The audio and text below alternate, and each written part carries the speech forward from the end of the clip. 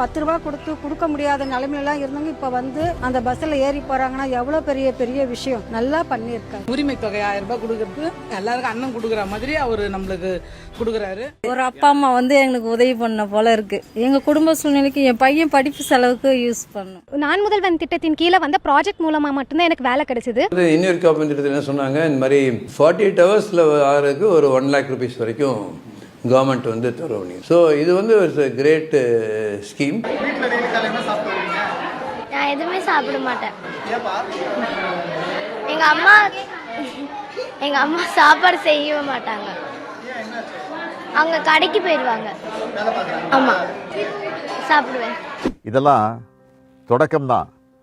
எங்களுக்கு இன்னும் நிறைய பணிகள் இருக்கு. நம்ம செல்ல வேண்டிய தூரம் இன்னும் அதிகம்.